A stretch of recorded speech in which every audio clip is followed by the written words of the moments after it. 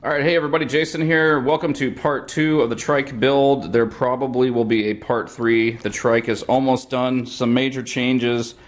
First off, the bike, as you can see, is completely different. I cut the entire top frame off, and I have this seat I got from work last summer. I think it's off a skid tractor or something like that. And so I decided to slap that on here.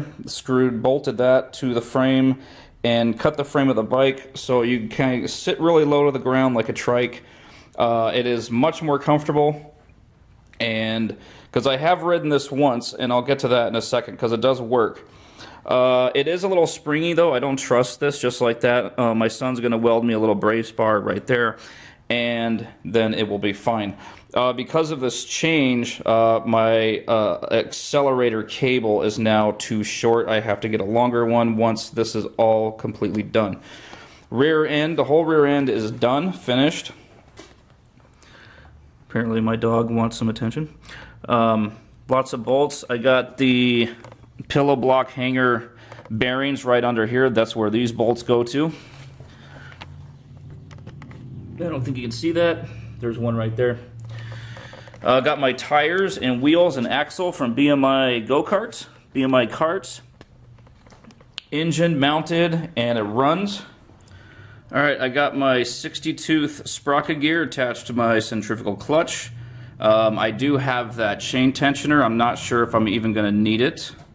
Now the only thing left to do, here's the problem I have right now, is this doesn't turn. I test drove this a week ago, and then I screwed up my shoulder at work. I pulled a bunch of muscles. I've been out of work for a week, so I haven't done anything with this. But it won't turn. And I believe the reason is because these big-ass 13-inch tires, both of them are hooked to a live axle, which means the axle is turning both tires simultaneously. And what that is doing is just pushing this whole thing forward, and it doesn't matter if you turn the wheel up here, it still just goes forward. The front tire is not grippy enough to turn this thing. It does not have posi traction, which is what most vehicles have. And what that means is one wheel will spin kind of independently, slower, faster, depending on how you turn. So what I'm going to do to fix this as a test to see if this works, the last thing I need to put on here, I've got all my 1-inch locking stop washers, collars, whatever you want to call them.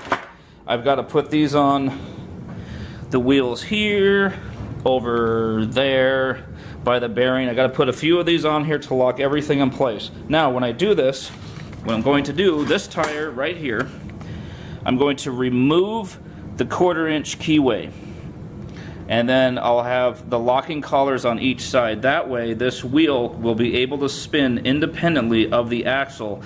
So when it turns, it'll either slow down or go faster. We will see whether that works or not. There's no guarantee. If it does not work, I may have to just turn this into some kind of go-kart or something else. But I think that will work. I think that's the problem with this. These rear wheels have so much grip, it just pushes this thing forward. Or I can end up turning it into a drift trike, which would be kind of cool too. But let me see if I can start this up. My shoulder's a little screwed up. I'm going to have to set the camera down and use my other arm. Let me see if I can start this up for you.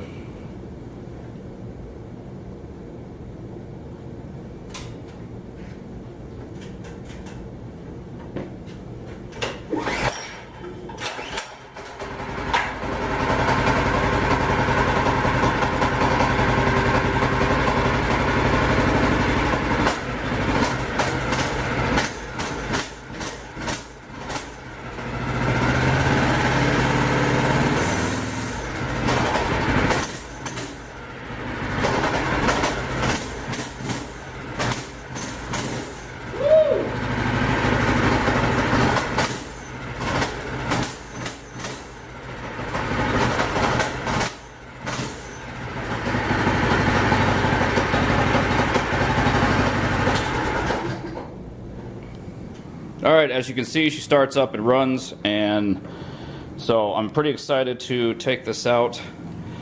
Just got to get those locking collars on there so the wheels don't fall off. Take the keyway off. I'm going to try to do that tonight. My son's going to help me. I can't use my shoulder right now. and the rear end's got to be jacked up, and then take these off. And so shouldn't take more than about maybe 20 minutes, and then we'll take this out and see how it rides. Alright guys, that's part 2. Stay tuned for part 3. I'll show you the final outcome of this, whether it's a yay or nay. Thanks for watching.